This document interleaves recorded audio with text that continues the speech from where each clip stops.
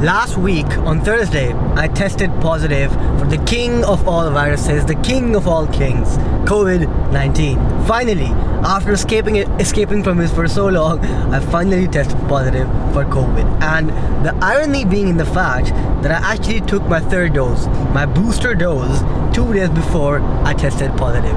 I mean, the third dose boosted my immunity so much that I actually got COVID 2 days later. What is?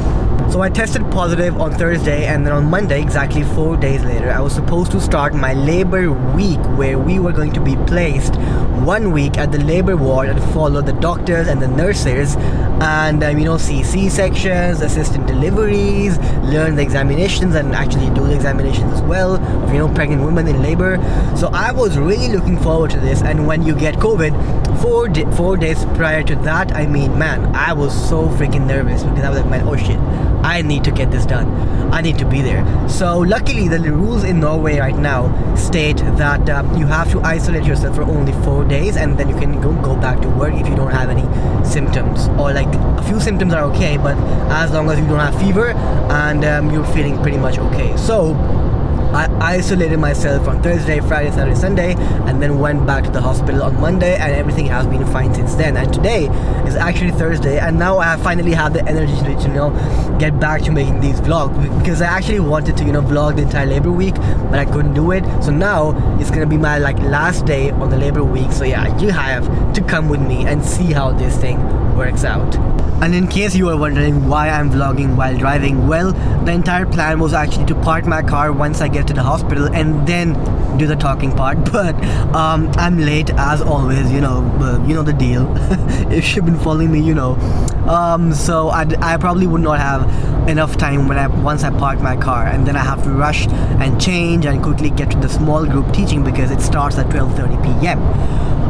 So that's why I'm doing the talking right now while driving. So the plan for today is that right now it's 12. At 12:30 we start a clinical small group at the labor ward, and after that I begin my shift at 3 p.m. till 10:30 p.m.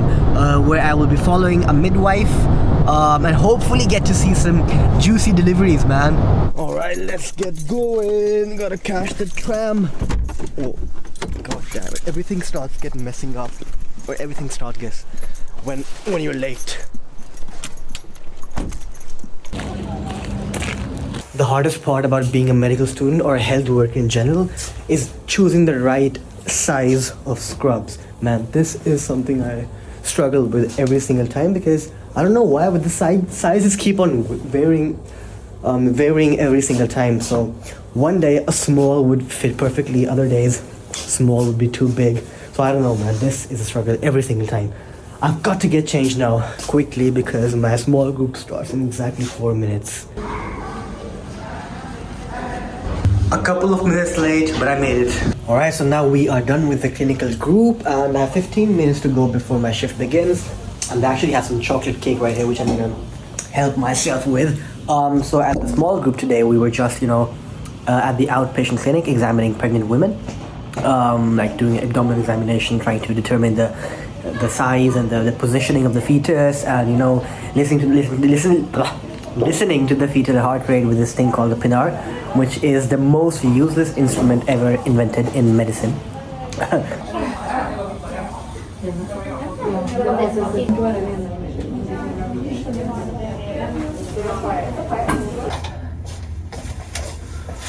Oh my god. Just got done seeing the next delivery, and this was absolutely insane, because the mother, she was pushing and pushing, but nothing was happening really. So we called the gynecologist, and they ended up doing a vacuum. Wow, man, that was absolutely insane. So they did a vacuum delivery, and then there were a couple of rifts. What do you call it, man? What do you call it in English? Yes, tears. Tears was the word I was looking for, like perineal tears, when your skin gets a tear. But that was absolutely insane. And in case you don't know what a vacuum delivery is, a vacuum delivery is basically that the doctor inserts like a cup, which is attached to a vacuum machine, and then you suck the baby out of the birth canal and the vagina.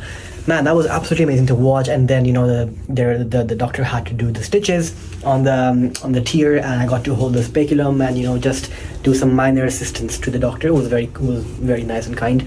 But all in all, it was an amazing experience. Wow. So I've seen 2 deliveries up till now. The first one, which was on Monday, that was breech delivery, and today I got to see a vacuum delivery, and then yesterday I got to see a C-section. This is absolutely ridiculous. Oof, so I haven't had anything to eat and I'm starving right now. But you know what? I'm just gonna wait a little longer and have food or lunch once I get home. And right now I think it's around 5:30 or something, so we'll see. Oh, finally time to feed my tummy. So I'm gonna actually have my lunch, because this is the food I brought with me to the hospital, but I didn't have any time to eat. So I'm just gonna eat the same food, just warmed it up in the oven, and now, wow. It's basically shami kebab, which is a form of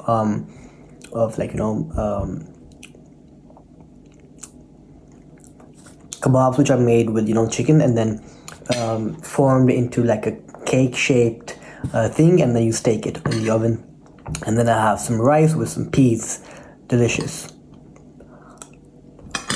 2 things I've learned from this labor week. First of all, I'm not gonna become a gynecologist. No chance. I'm 99.9% sure that I won't be becoming a gynecologist, number 1. Number 2, man, my respect for mothers and women has gone from here to like up there, man, because trust me, if you who's watching this video, if you could go back in time and see what struggle, what pain, what torture and the trauma your mother went through to bring an idiot like you or me into this cruel world, then trust me, you would be literally kissing her feet right now, man, because whatever happens in that birth room is unbearable. It's insane to watch. I mean, seriously, man, women are strong. They're much stronger than women. And who says men are stronger, man? This is insane stuff. So I'm gonna go take a shower now, and you in the meantime can watch this playlist if you want to watch more of these vlogs. I'll see you guys on the other side. Take care. Subscribe.